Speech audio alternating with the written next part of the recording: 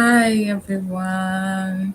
For today's class, I'm gonna do it alone and I hope you guys enjoy it. Yes, I really hope you guys enjoy it. I've been busy and have choir practice in the evening and I totally forgot. So I want to combine the classes that we're supposed to do yesterday and today. So we'll easily get straight to the point so that when you guys are watching it, you can easily like understand it better. So my sincere apologies, but after watching the video, you have questions, please ask.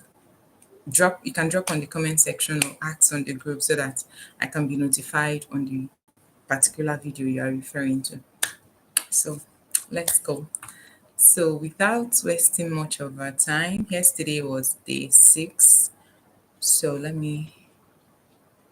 okay, let me quickly share my screen. Oh, I don't know if it's showing now. Okay, it's showing.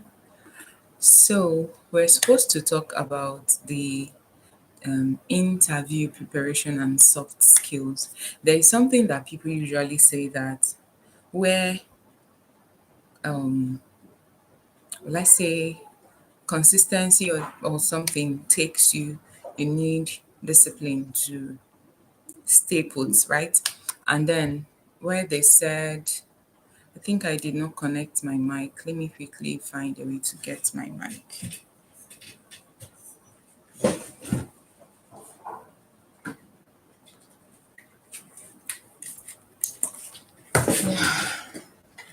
So that I wouldn't have a wasted effort. I don't know how strong my laptop mic is so that I don't get to miss the opportunity to deliver efficiently. I will now say, oh, I forgot my mic again, and I recorded like close to 2 hours. So sorry guys, let me plug my laptop. Sorry, this video is getting chaotic already. Sorry. So let me see what I'm plugging. Okay. So plug. Okay.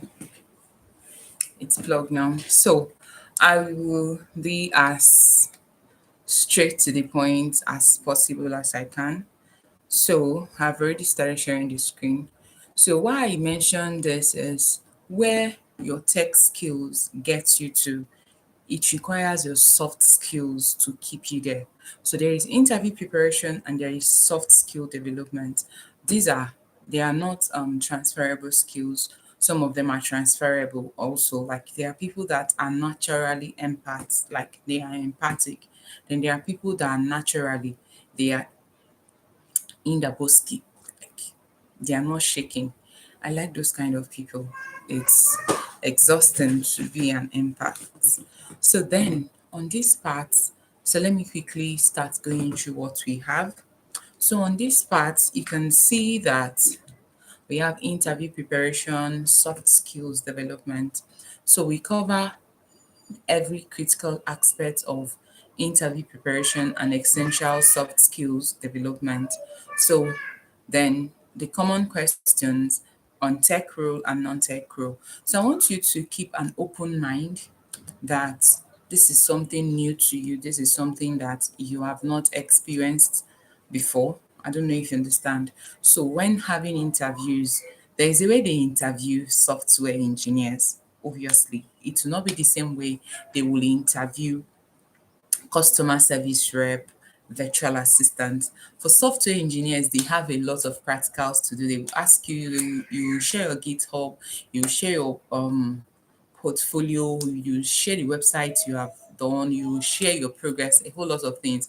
And they will even ask you embedded, coded, so many of it, they are going to ask you a lot of questions, technical questions. So I want you to be open-minded, that's the word. So technical rules, this is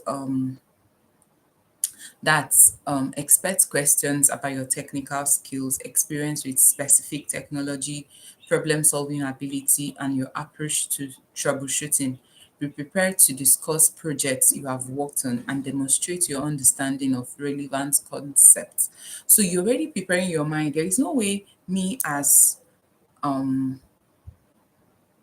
how like okay, let me say I'm a virtual assistant and I'm coming to an interview and I don't even know what calendar and management is all about. I don't know if you understand. For every virtual assistant, you already know the terms used in your field. So you wouldn't be asked. Let me confess, there was one time I went for an interview. I was newbie in digital marketing, my first tech skill, and they asked me what is Facebook pixel. I was thinking it's a picture of something. I didn't know what it was. It was like months later I found out what it was and I learned it. I was so embarrassed. I felt so embarrassed in that interview. Like the interview has passed over. When I now realized what it was, I felt so embarrassed months later. So it's best to always make research of the things within your field, technical skills and non-technical skills also. So for technical role, you can see, then for non-technical, questions will focus on communication, interpersonal skills, teamwork ability, customer service experience, and ability to handle challenges. So be prepared to discuss your work ethic and motivation and how you handle pressure. You guys remember when I gave you guys the task of what motivates you? Those things are preparing you actually. You'll be able to think because there are some persons that even till now they have not submitted anything, but it's totally fine because I'm not going to hold you ransom like, oh, if you don't submit or anything. But I know the people that have been diligent in this class. Definitely it's not being biased, it's being professional, because I wouldn't give out something that is very precious to me to someone that will mess with it. That if you can't take something as little as doing a tax for a class you paid for, that means you can't be committed to a job that I may bring to you. That's just how it works for me. And then you can see the difference between the two. Technical roles and non-technical roles. So technical roles requires practicals, and then non-technical requires just communication, interpersonal skills, like I mentioned. Then STAR method of behavioral questions. So this STAR method is an abbreviation for situation, task, action, and result. So, yes. So let me explain. So for situation, you describe a specific situation relevant to the question, set the context, and explain the challenge you faced. So behavioral questions, interviewers, whether virtual or physical, they don't just interview you to hear you. They watch your body language, your body movement, how your eye moves, how you reacted to the question in the first place. So those are little things that you don't even know how it affects your job search and your job yes, job interviews and everything. So describe the specific situation, explain what your role and responsibility were in that situation. What were you tasked with achieving? So you have to like be communicative enough. Like when I mean communicative, you are not just saying, I'm a virtual assistant, I have 4 years experience, I've worked with about 7 brands. Okay, what's there? Anybody can be like that. So you explain what your role is, the responsibility you were given. So let me rephrase this. I'm a virtual assistant. I have over 4 years experience. During my career, beginning of my career, I experienced a bit of challenges, but towards the second year of my career, I hit the jackpot or whatever English I'm looking for the right word to use.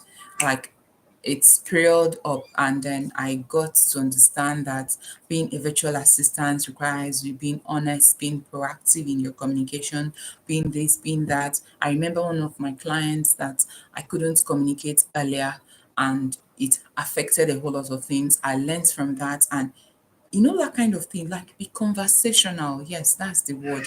You don't just say oh, this, but at the same time, minimize it. Don't overtalk. It's a balance. Then the third one, which is action. Outline the action you look to address. Be specific and describe your approach to the challenge. So if you are asked a question, this seems applicable in different ways. The question the interviewer or the recruiter asks you, and when you are explaining yourself. So this is relating to that, like generally.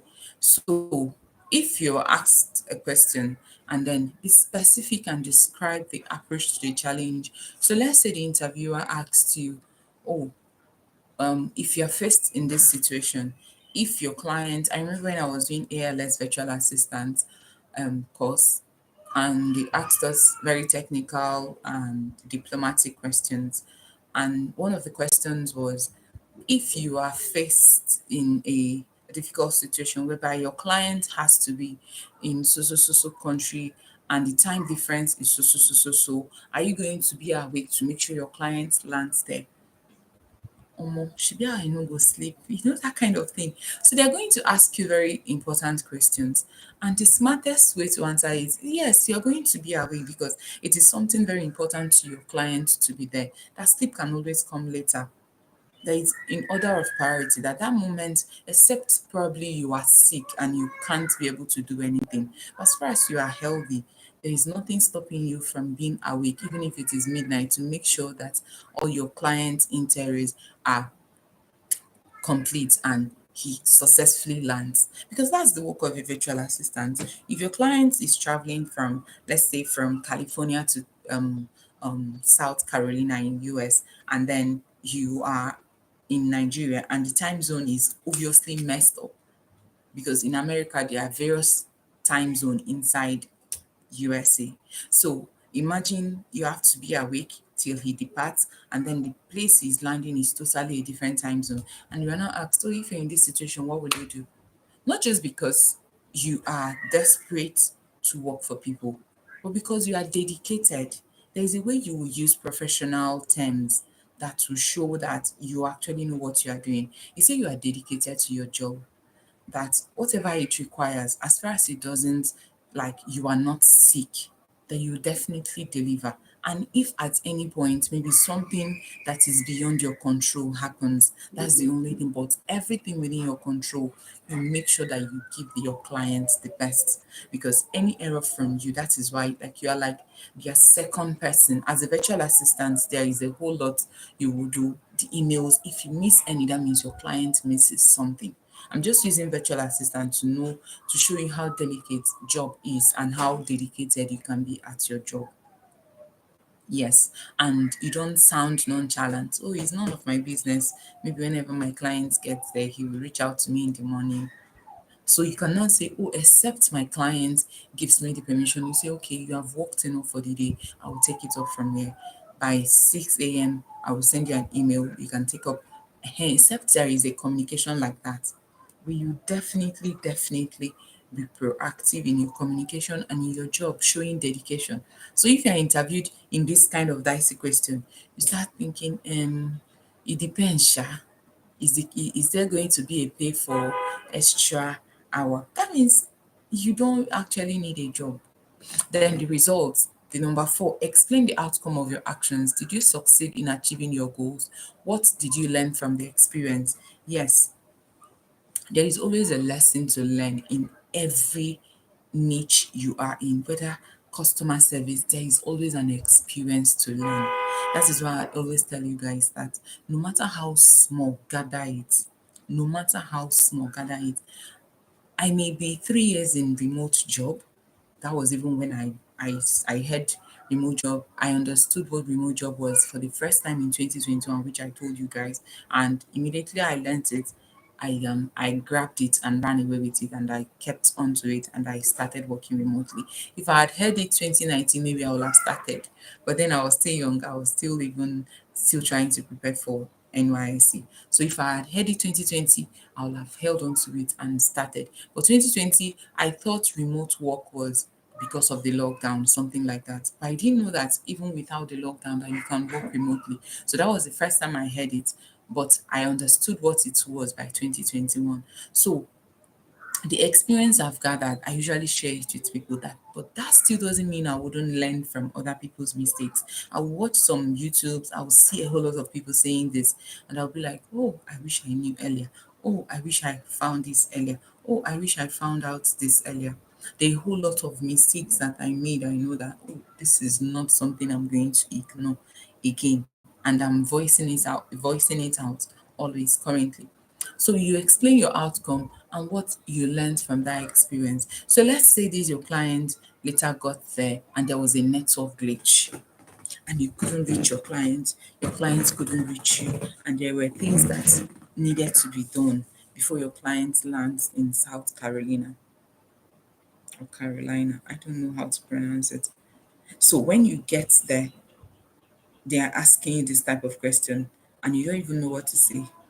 I'm very good at storytelling and I can fabricate stories that fits an interviewer's question.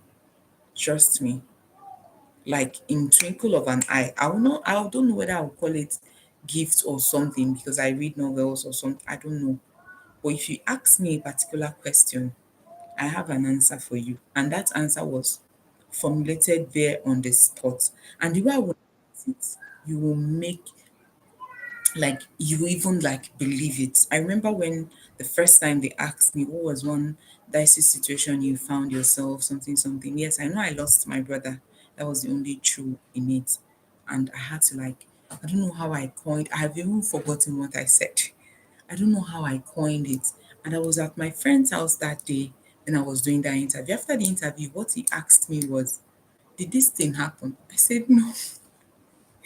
So that is how you prepare your mind ahead of time. I don't know if this makes sense. So then the next thing we are going to do is essential soft skills for remote job. Communication.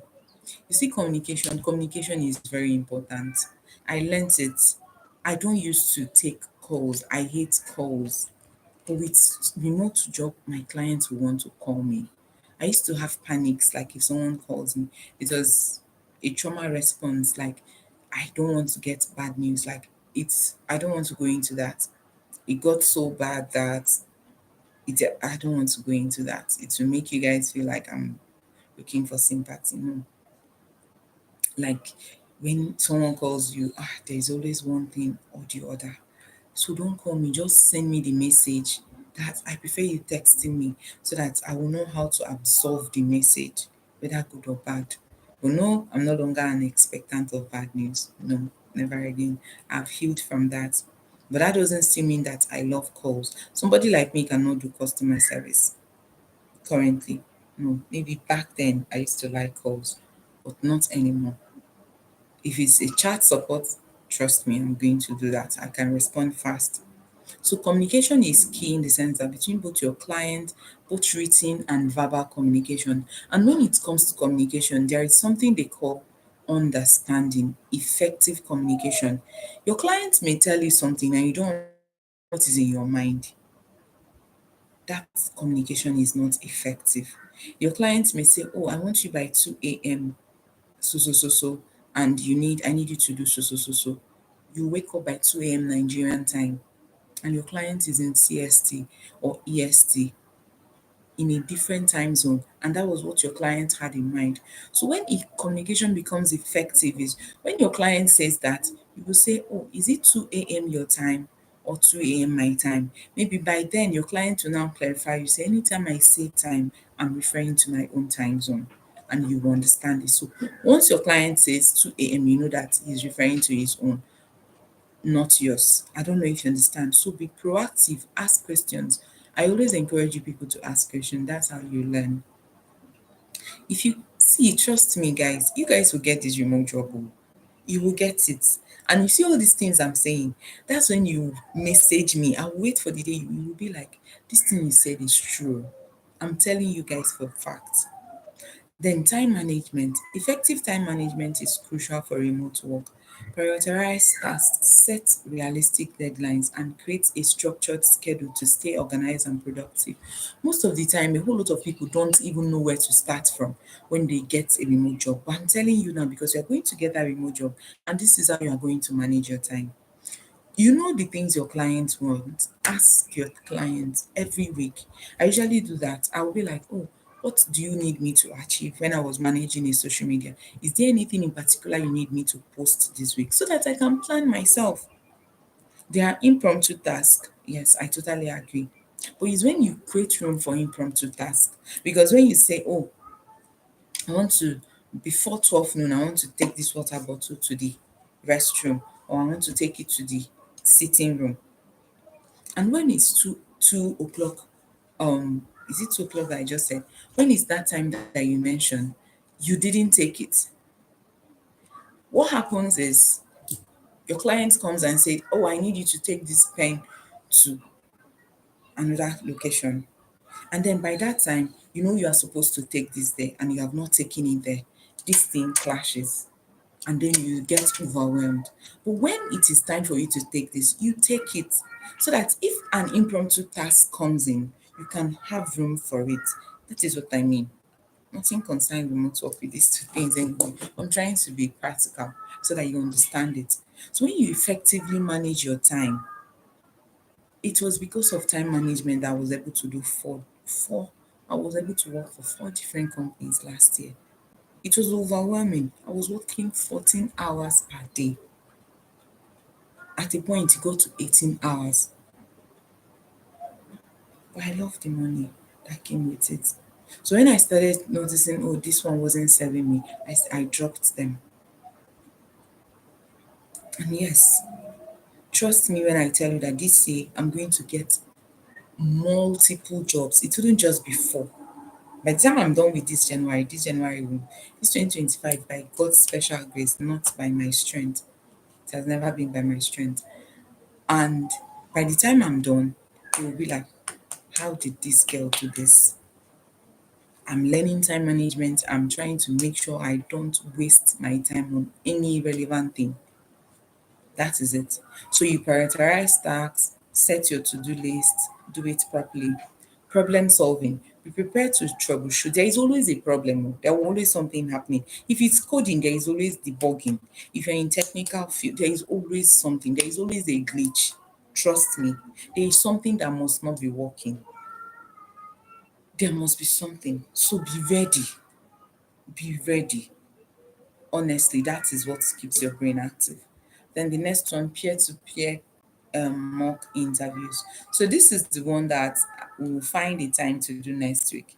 So we can fix time, just 20 minutes. I call you on Zoom. I call you on Google Meet, any of it. We'll just do a practice. So we conduct it, the interview, so that I can ask you questions. The me that is smiling with you now is not the me that you are going to see when we finally finalized on the dates all of us will pick. We can do a group interview so that you understand how group interview works.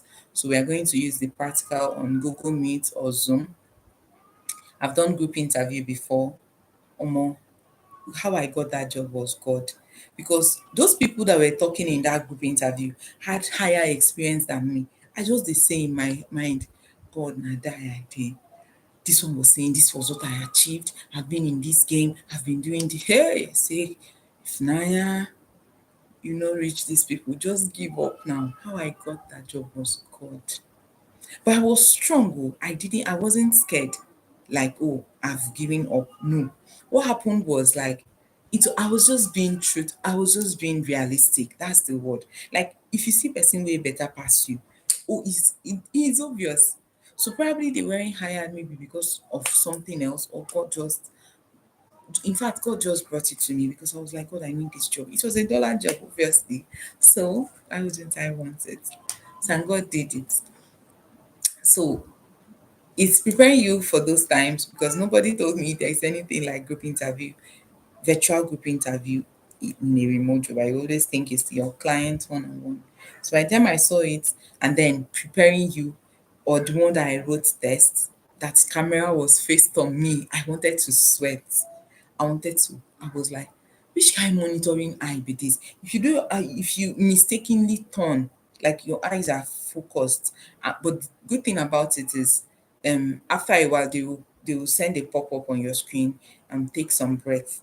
It will be about 72 seconds or 90 seconds. Take some breath. I'll be like, God. So that's the only time you have a break. Then you continue your assessment. It was not funny, but thank God. Then this one is identify your weakness. Identify your strength and your weakness during this peer to peer.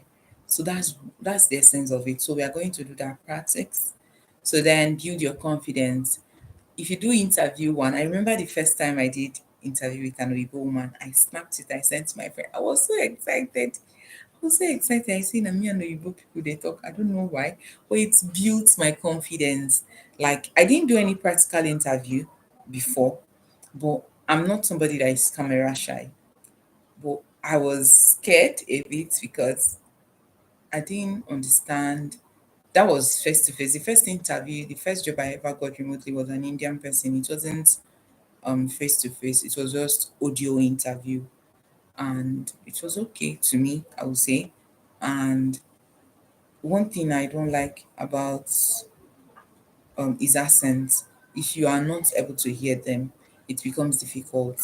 That's the only thing, but it actually builds your confidence. Then the next one is record yourself. This is the task you guys are going to do. Record a video of your text of yourself talking, answering interview questions. It helps you identify the areas you need to improve. The day they told me to send, I have a lot of Loom videos that you guys can use Loom videos to record yourself. I had one client interview. Is it a client? Like when the interview process, and they asked me to record myself not less than 2 minutes and not more than 2 minutes. So I had to manage my time efficiently without having to do what? Passing that 2 minutes or doing anything beyond 2 minutes. So I just said, okay, I recorded 20 videos. I was recording, I was practicing. But if I had done that before, probably I wouldn't be stuck in that. Then self assessment, review your video and objectively assess your performance, your eye, your tone. Was your voice shaky? All those things, you just confirm that. Then refine. If there is any feedback from your video, that's why you need to send me your video. Yes.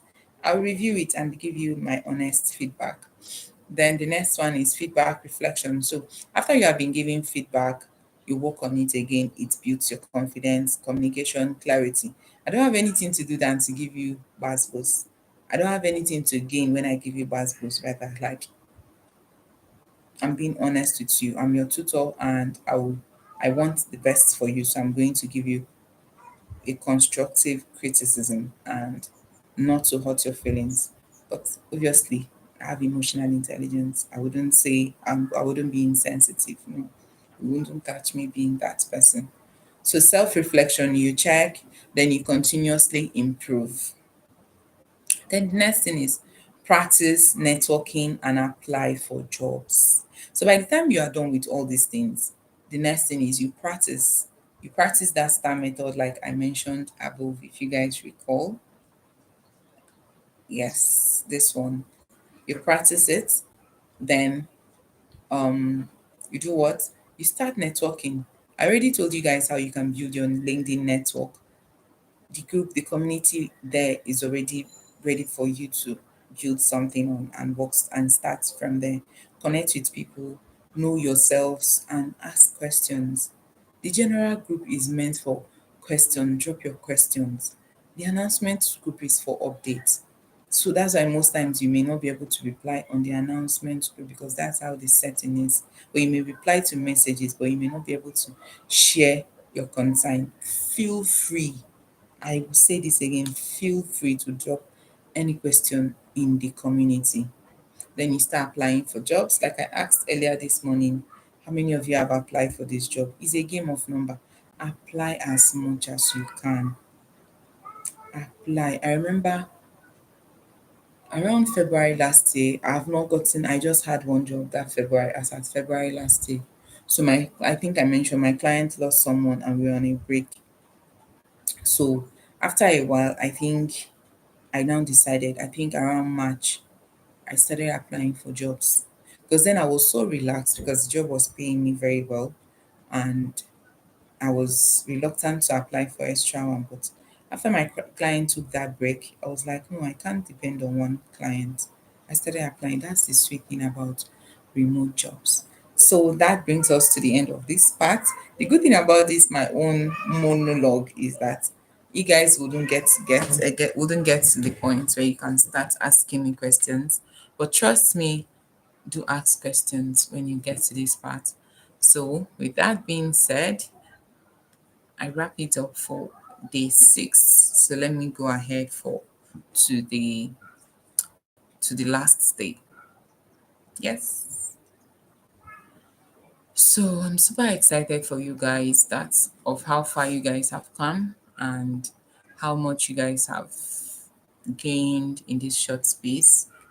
Please don't lie to yourself. If you have not properly done this class, start afresh, go there and get it done. Okay? Okay. I trust you guys to do that. Yep. Okay. So the next thing is day 7, which is the last day. Yes.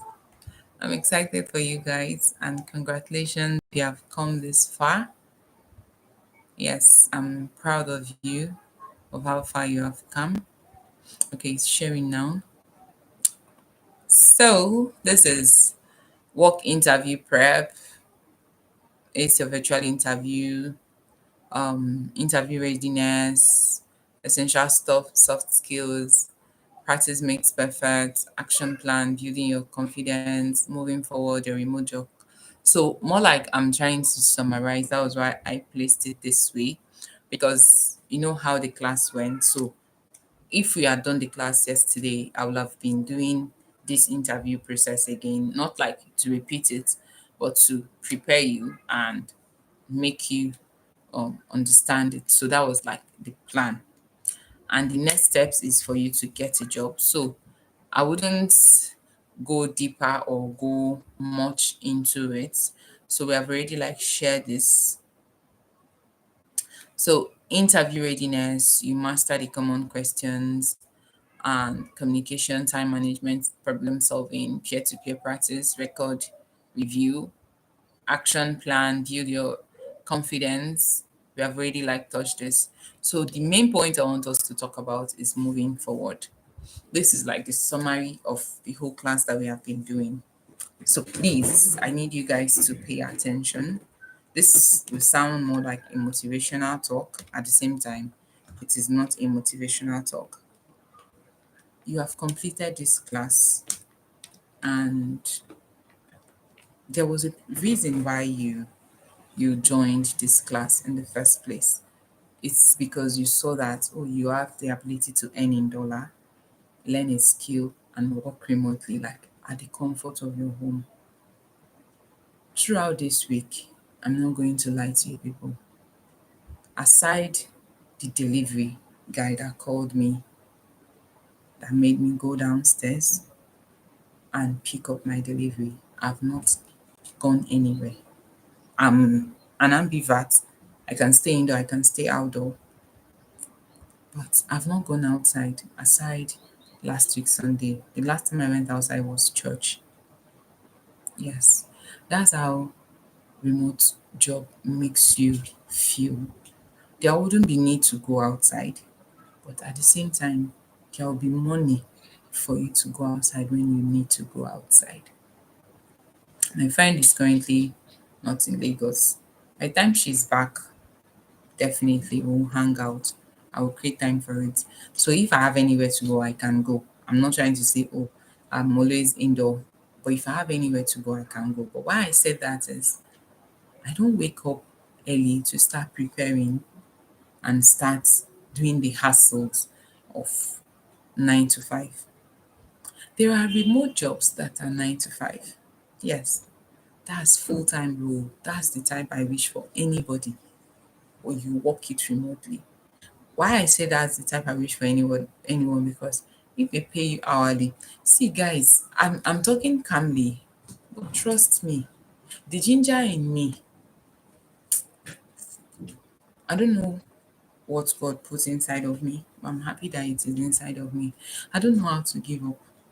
If I count how many times I've failed, if I count how many times that even the universe will say, just give up, you don't try. But I didn't. Is it going to be hard? Yes. But is it possible? Yes. I'm using this as closing speech so that it will ring in your head anytime you want to give up.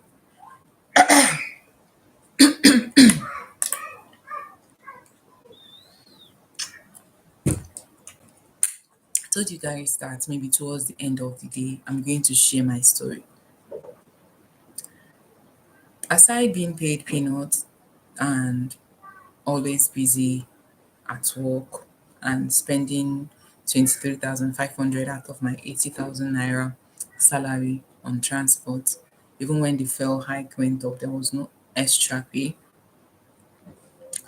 There were a whole lot of challenges. Remoting, going from your house to workplace.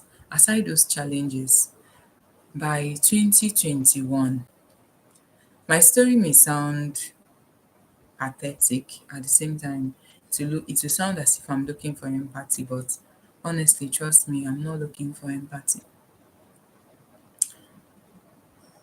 I am the last child, last born, and I was I've sold a whole lot of things.